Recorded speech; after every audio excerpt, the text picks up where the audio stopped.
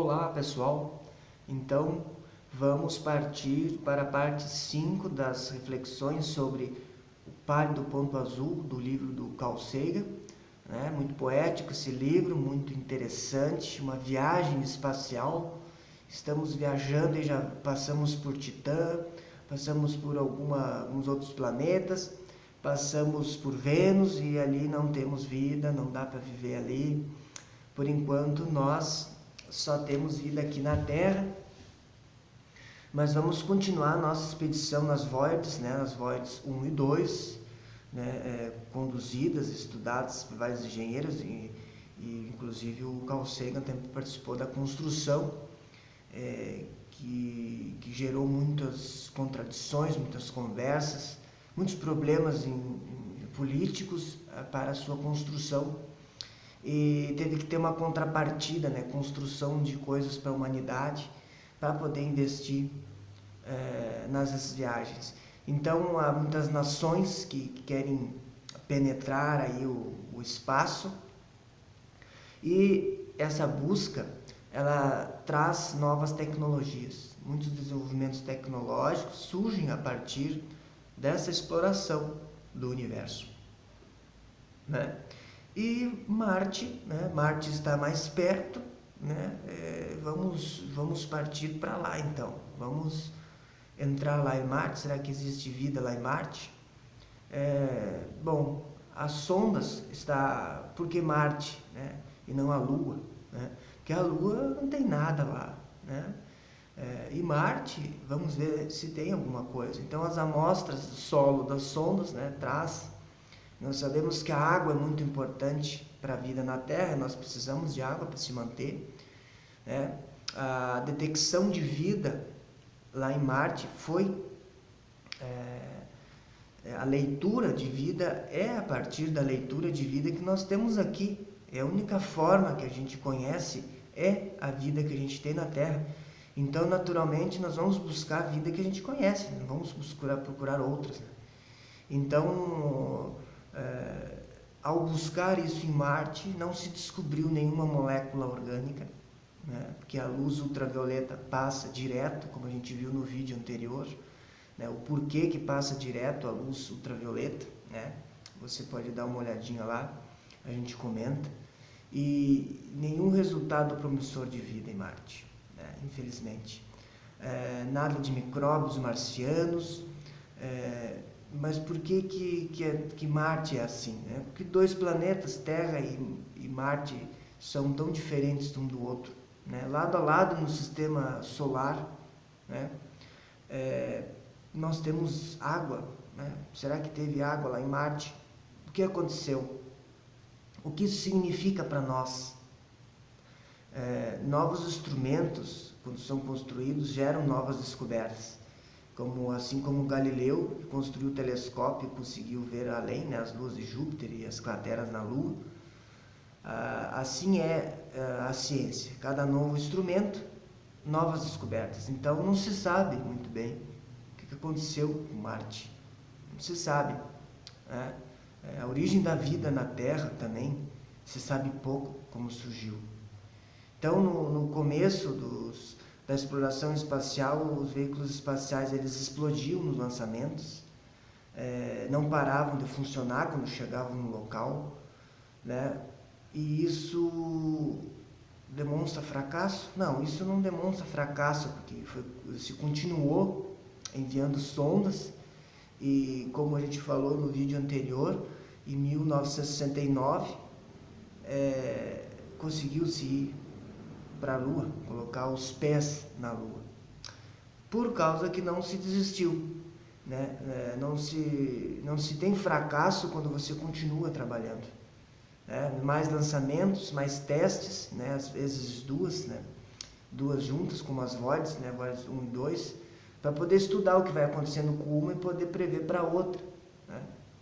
E também por causa dos custos, né? Às vezes os custos são para construir duas, então o custo é menor, então já faz duas logo de uma vez, né? Então, sucesso histórico, para se ter sucesso histórico, dificilmente não vai se passar por fracassos, né? O fracasso é quando você faz algo e não consegue e você vai tentar fazer de novo, né? Você é um fracassado se você ficar sem fazer de novo, né? Se você vai tentando, né, como a lâmpada do Thomas Edison, né, muitos materiais foram testados para fazer a lâmpada, até que ele conseguiu fazer a lâmpada com tungstênio no meio, achou ali a substância ideal.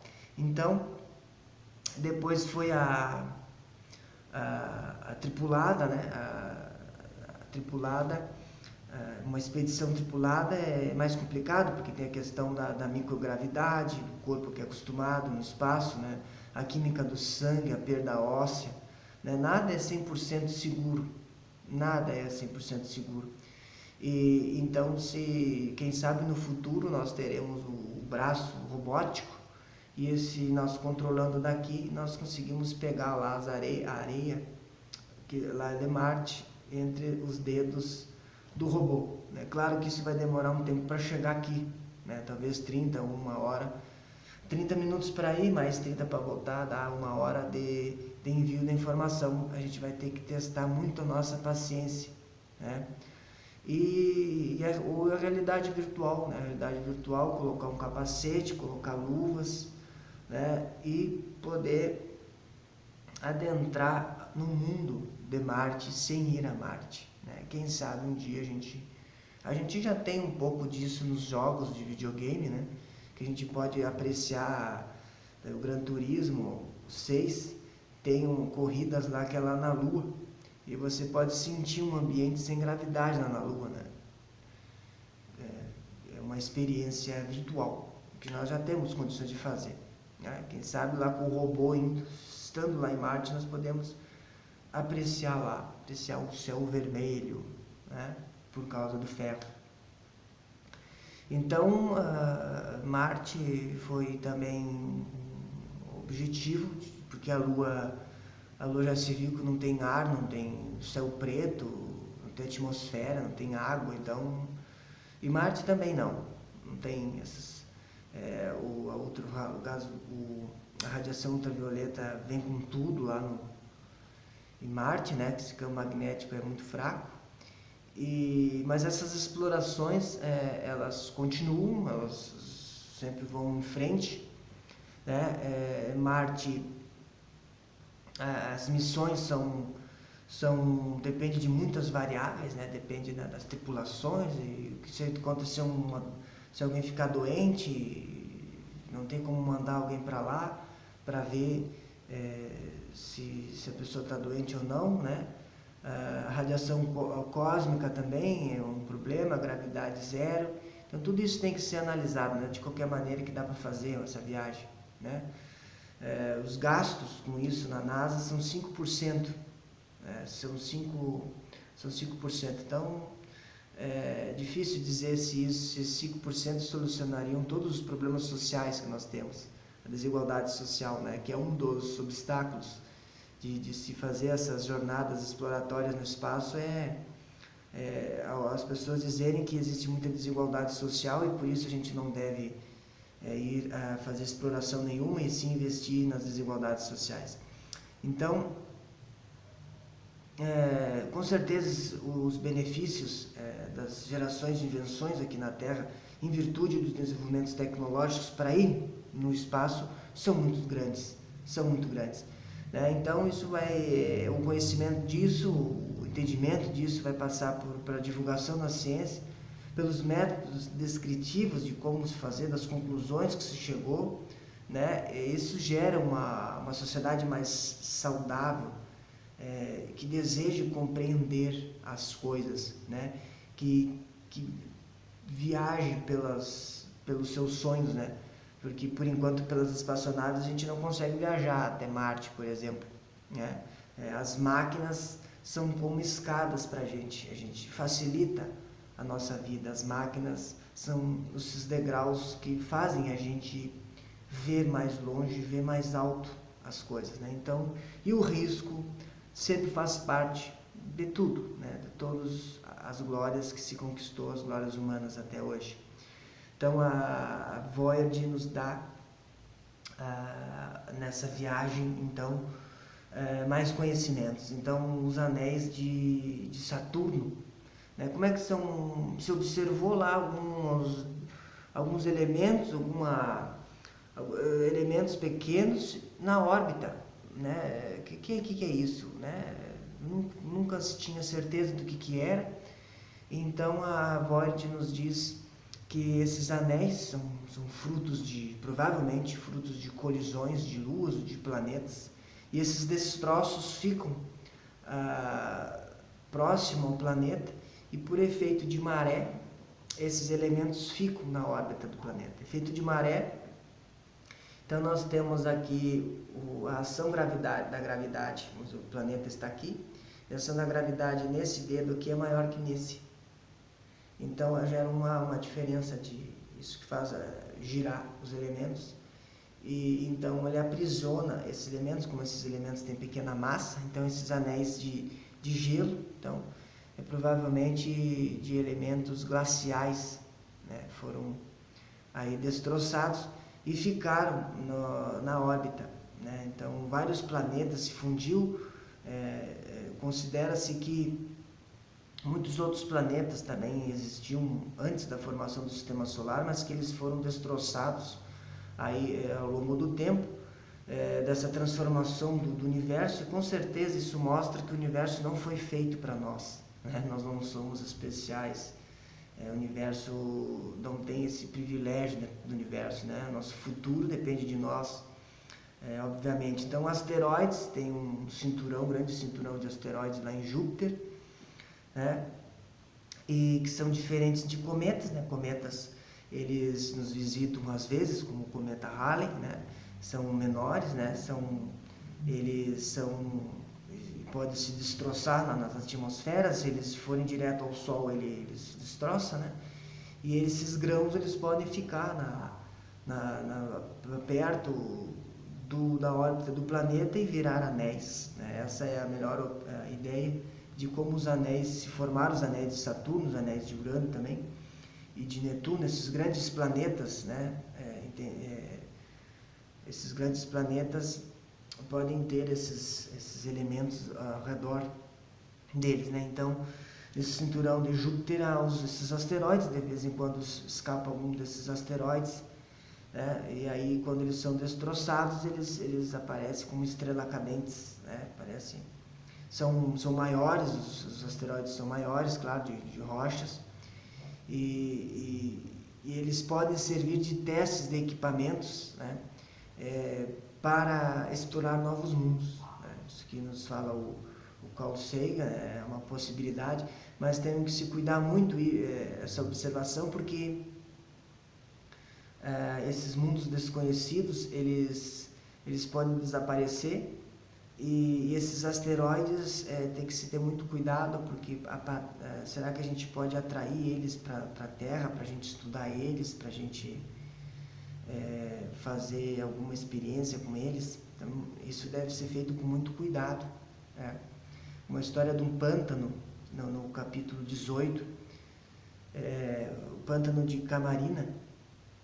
E existia um pântano perto de uma civilização, e essa civilização ela podia trazer muitos riscos para todos daquela civilização. E aí eles drenaram esse pântano, só que esse pântano servia de obstáculo para invasores. E aí o pessoal pegou e invadiu, aí drenou o pântano, daí ficou vulnerável e entrou. O pessoal invadiu e destroçou toda aquela civilização. Então assim é a ciência, se tem atitudes boas, atitudes más também, e deve sempre se ter consciência, responsabilidade nesses conhecimentos, nesses desenvolvimentos tecnológicos, né? Como esse de atrair asteroides para a Terra, né? Como que vai se fazer isso, se isso vai ser ameaçador ou não, né? As tecnologias em mãos erradas é um grande problema. No caso de Hitler, né? Se pergunta se Hitler tivesse acesso às bombas nucleares, o que ele faria, né? Stalin. Então, são marcos negativos na história de pessoas que usaram erradamente os conhecimentos, né? Não é a tecnologia o problema são ficar em mãos de ditadores, de extremistas, né? Esse é o grande problema. Então, o cuidado dos CFCs, se falava que seria muito bom para todos, não poluiria nada, né? E hoje a gente sabe que os CFCs poluem horrores a atmosfera, prejudicam a camada de ozônio. Chernobyl, se falou que aquilo poderia ficar funcionando 100 mil anos, que não iria dar problema. E na Ucrânia, né, se deu um problema terrível do desastre de Chernobyl. Você deve ter ouvido falar. E deve-se buscar sempre alternativas, né? Alternativas para ver se aquilo é bom ou não para a humanidade, né? Impor limites ao desenvolvimento tecnológico, né? É muito importante, não sair fazendo as coisas, vamos atrair um asteroide e pronto, né? Existem vários fatores que deve-se combinar as estimativas das órbitas, né? Avaliar as ameaças e investir na educação da decisão possível, né? Do conhecimento de causa daquilo, saber do que aquilo vai gerar. Isso é muito importante. Então, o emprego da tecnologia não é tanto o problema, e sim é o impacto das nossas ações. Então, se caísse um meteoro, um asteroide, talvez isso não seria tão importante, né? Tão devastador quanto uma ação humana frente a isso, né? Então, o impacto, ele, de acordo com a natureza, então, mais pequeno, menos perigoso, né? Menos energia ele vai liberar, por causa da inércia, né? Inércia menor significa massa menor, inércia menor, menos estrago. Então, seria como uma bola 8, assim, você atingir ela e aí ela chega na Terra, né? E se isso vai ter consequências ou não, é só o futuro para nos dizer, mas nós temos sim a responsabilidade de todos os nossos atos sobre isso.